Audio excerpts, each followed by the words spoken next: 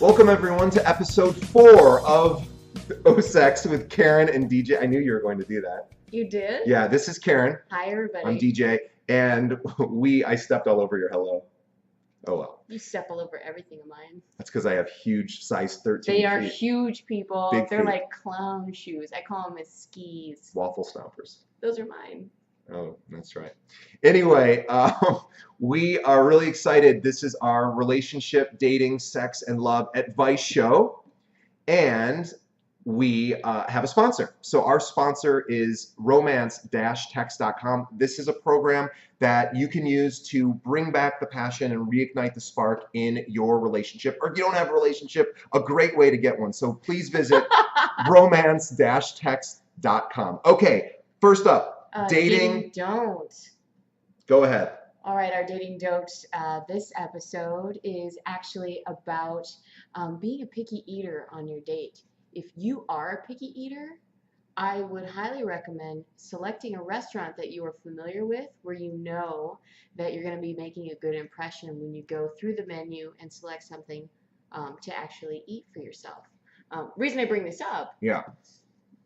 A couple months ago, I was on a date with a gentleman, and I use that term loosely. Can we say what his nickname has become? No. No? No. Oh, we have to. There's no, how would he? No, but it would just make me look like a bad person. Okay. Yeah, no nicknames. Let's just say on the evolutionary scale, he would have. All right, that's enough. That's enough. Okay, all right. Okay. All right, so we go to a restaurant, and he'd never even been there before, and he is sitting across from me, and he's flipping over the menu like over and over and over again, and he can't find anything that he is wanting to eat. And I finally said, is there nothing on the menu that appeals to you? And he goes, well, everything just seems to be so over the top. I like just basic things. So basically it boiled down to the only thing on the menu he could eat was a Belgian version of a hot ham and cheese. But then even that wasn't acceptable because when it did come out, there was coleslaw on the ham and cheese. So he just sat there and just kind of picked at stuff. You can't be a pain in the ass on your first date. I was like cringing inside for him actually. Yeah. Because I was like, oh yeah, I'm never gonna see you again. Like, well, just think of having to cook for that guy. Oh, impossible. Unless I was doing like a hamburger helper, I think. I had a dating do version of that recently. Speaking of, where I had somebody. This is a few months ago. Was a vegetarian, and I said, okay, well, and she stopped me and says, any restaurant, I'm good. She said, don't even worry about it. That's because nobody likes a vegetarian. They have T-shirts that actually say that. Yeah, that's okay. Well, my joke that I came up with about vegetarian is whenever somebody says they're vegetarian, I go, oh, how's your anemia? So that's my little. It's not particularly funny because they don't get enough iron. Right. Yeah. So anyway, so if you are a picky eater, our solution for that is keep that shit to yourself. It's just more or less do your research before your date. Do you know there was always that kid growing up who had to have the crusts cut off of his bread? You know the cafeteria trays where the food is in compartments so it doesn't touch the other foods? He had that too? Picky eater makes those. I think so. Yeah. I mean, those are made for picky eaters. They're perfect. Some people have weird things about food touching. Yeah, I don't. Oh, here's another dating do. Share your food on your date. Be the person that says, you gotta try this. Especially if you're the woman and the other guy's paying, because it makes a guy feel like, wow, that's really nice. At least, maybe I'm just talking about myself. I want somebody to share their food with me. What do you think? It depends on what it is. Sometimes I like to... You won't share it? Sometimes I don't want to share. Okay, well, that's a dating don't for DJ. Well, maybe, or it's a sign that I really don't like you. That's, well, I don't want to share with you. That's true. In fact, somebody doesn't share with me, I'm going Dutch. You're paying for that shit. I'm not paying for your meal. I just wanted to taste, bitch. We're starting to work a little blue, so let's bring us back on track. We have really just 2 topics we want to go through today. We had to ignore a bunch of filthy sex questions because we've done some of those before. And we wanted to first address the topic. Somebody wrote in anonymously about what is our opinion about a hall pass. And just in case you're unaware of what that term means, there was a movie that a comedy that addressed this. But it is the willingness for one partner to give the other partner the ability to sleep with a new person. Right. And the question was, what do we think?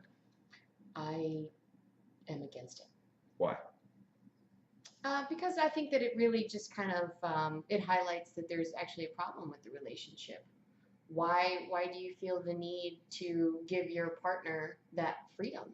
Well, and let's get specific, because this is almost always going to be a woman giving a hall pass to her husband. Is it? I'm assuming. Well, I'm sure it could go both ways. Okay. Well, does it change if it goes one way versus the other? No, it's the end result is still the same.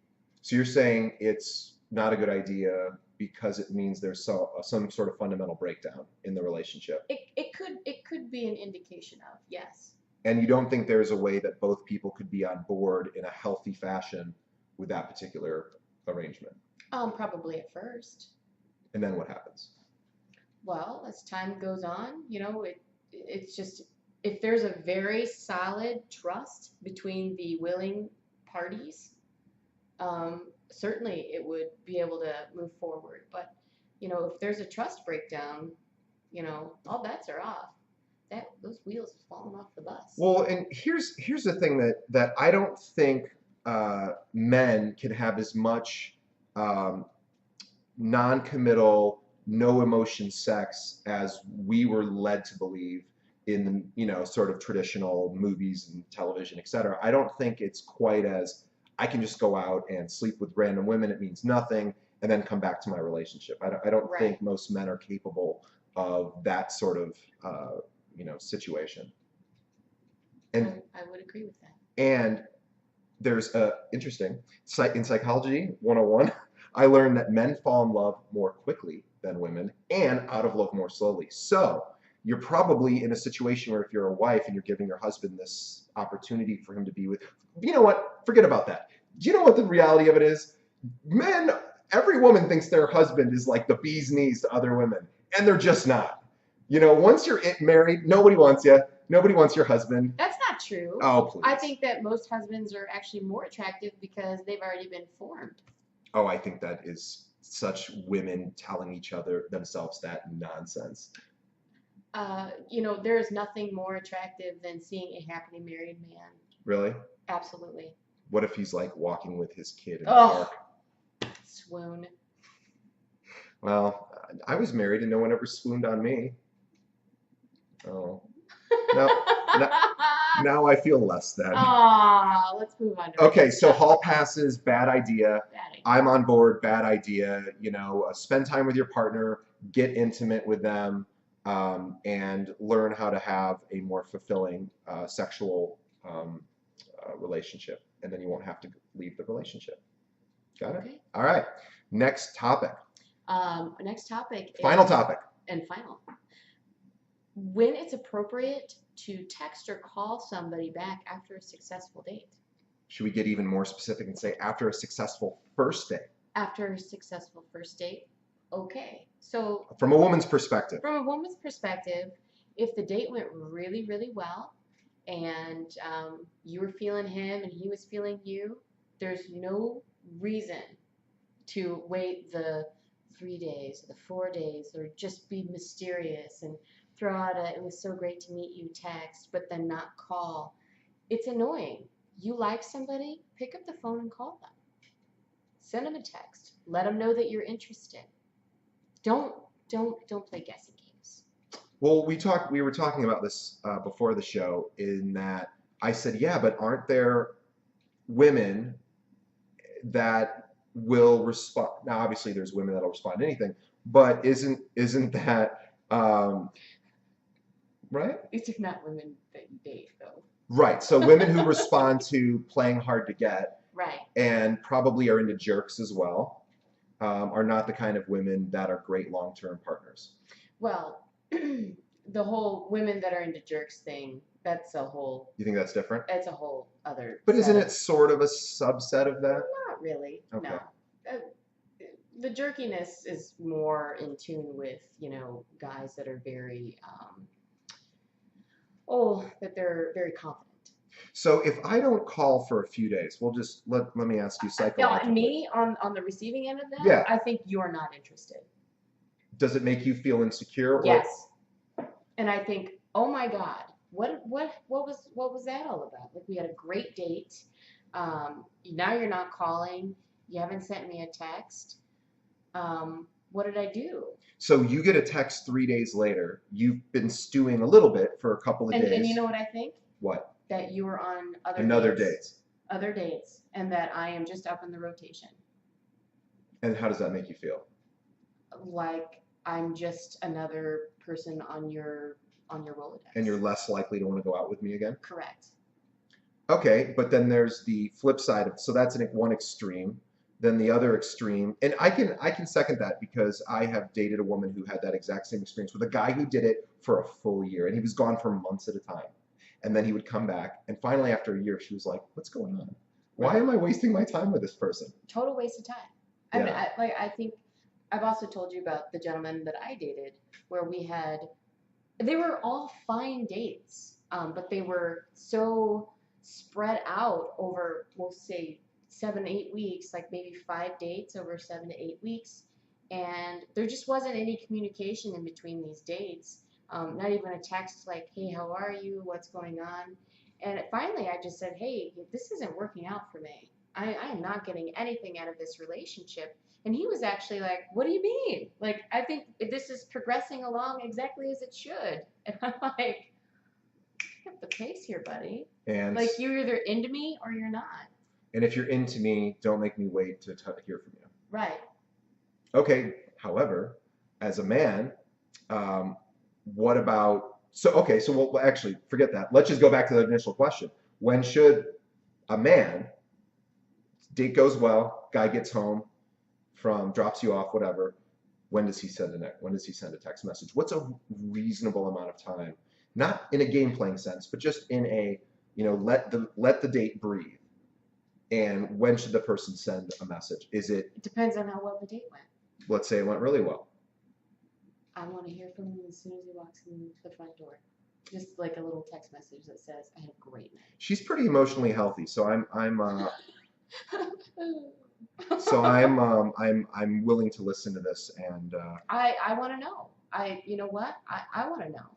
And if he really liked me and I really liked him and I got that text and I wanted that text, I'm going to wake up the next morning and be like, "This was awesome. That was awesome." Would it ever turn somebody off enough to not want to go out with them if they got a text too quickly? If they really weren't into the guy. So that might be a breaking point. Yes, absolutely. But at least you know immediately. Absolutely. All right, so from now on, I'm dropping the girl off, and on the way home, if you had a great date, yeah, let her know. I had a great time. I want to see you again.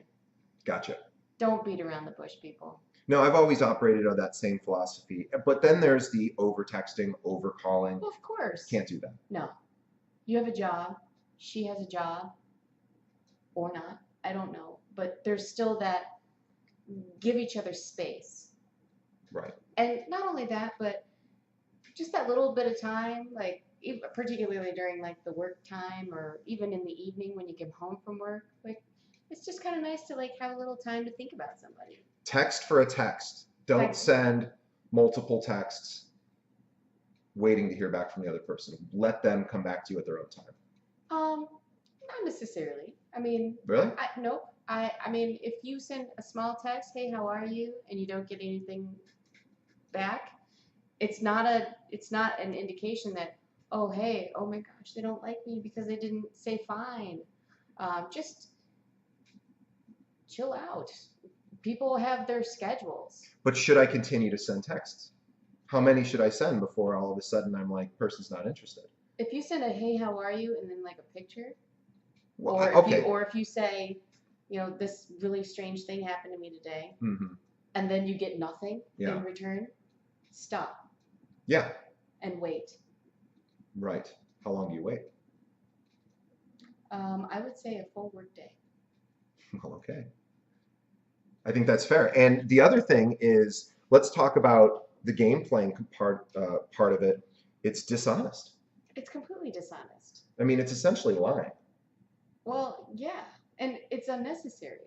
I mean, if two people really like each other, they're gonna call each other. And the reality of, you're right. And the reality of it is that if I have a great date, I want to go home and get that person. But there have been times where I have not texted them when I got home out of fear of over texting, or the fear of doing it too quickly. I should not have that fear, you're saying. No. Well, I just learned something.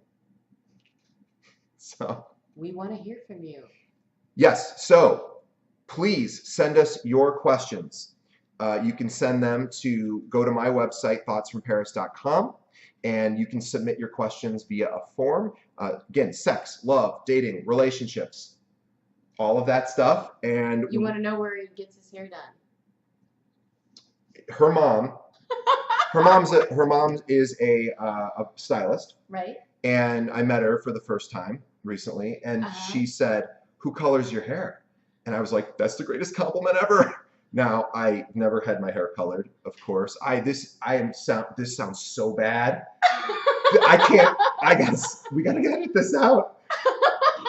All right, end of show. End of I show. can't believe I did that. All right, so anyway, God damn it. What, you're talking about your hair? Talking about it's not cool. You love to talk about your hair. It's true. All right, so anyway, thank you for continuing to support the show. We will have another one very shortly. Thank you again to Karen, and again, thank you to DJ for another wonderful episode, and thank you for watching. Bye. Bye, everybody.